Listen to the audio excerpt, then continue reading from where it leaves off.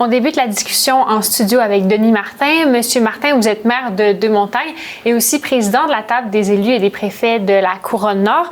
Vous faites du travail de représentation auprès du gouvernement pour un meilleur réseau de transport dans la région. Alors, pour commencer, pouvez-vous nous rappeler les principales demandes que vous faites au gouvernement en matière de transport?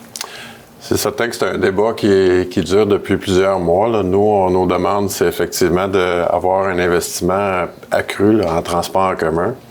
Ce qui a changé sur la Couronne-Nord, c'est plus le transport est-ouest. Il y a beaucoup moins de transport. Il y en a autant. Il y a du transport vers le centre-ville, c'est différent. Donc, la congestion est majeure là, dans la région du Nord.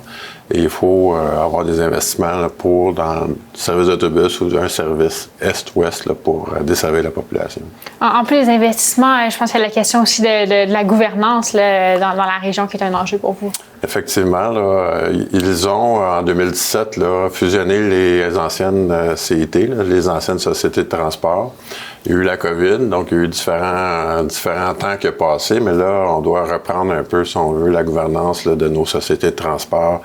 Les 20 maires de la Couronne-Nord sont d'accord avec ça pour qu'on puisse avoir notre mot à dire sur l'aménagement et le transport local dans nos villes.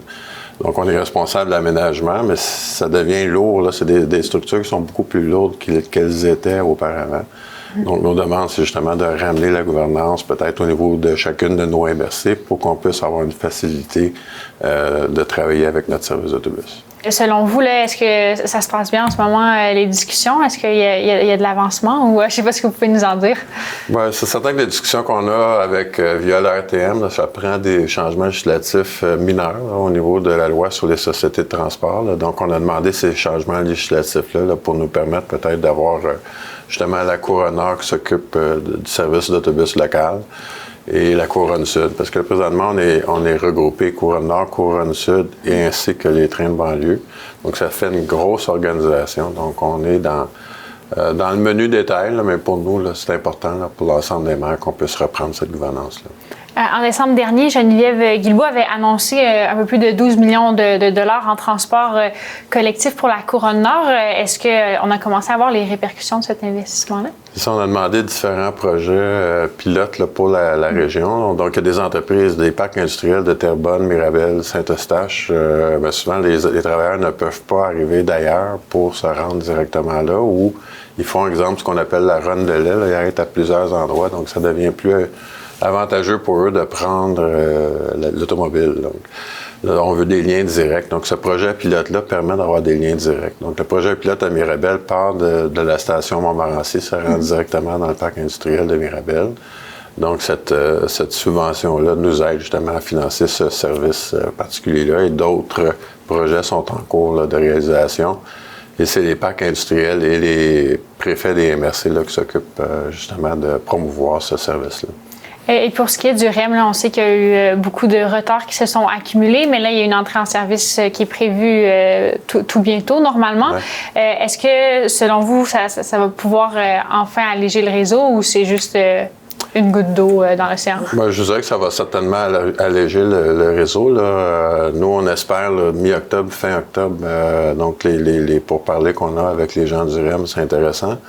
Le train de banlieue de la ville de Deux-Montagnes, la ligne Deux-Montagnes, c'était la plus achalandée. Là, donc, de ramener ces gens-là dans le réseau avec un service adéquat, là, ça va beaucoup alléger un peu la congestion autour. Mais encore là, comme je vous parlais au début, c'est le Est-Ouest là, qui est un problématique. Donc, c'est pas tout le monde qui va aller au centre-ville.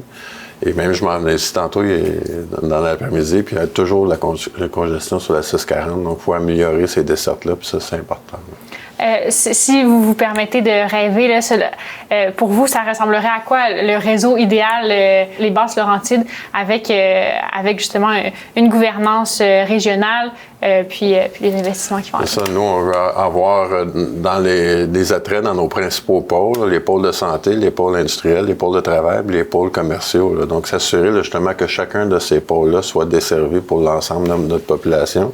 Un service qui est fréquent, qui ne demande pas justement multiples transferts d'autobus. On a fait le parcours là, pour me rendre de Deux-Montagnes à Terrebonne dans le parc industriel, il fallait passer par Laval, puis on allait pour 2h30. Donc, il faut améliorer cette fluidité-là puis s'assurer que chacun de ces pôles-là sont desservis de façon adéquate. Ça, c'est notre rêve, là, si on veut. Puis vous estimez à combien le montant là, pour arriver à ce que les Basses-Laurentides soient desservis convenablement? Bien, le coût total, c'est environ 100 millions au niveau des Basses-Laurentides. Là, fait qu'il faudrait un 25 additionnel, je veux dire un 25 millions de plus dans le réseau d'autobus là, pour nous permettre justement de bien desservir notre population. Là. Donc, c'est quelque chose qui est faisable. C'est un coût qui est intéressant.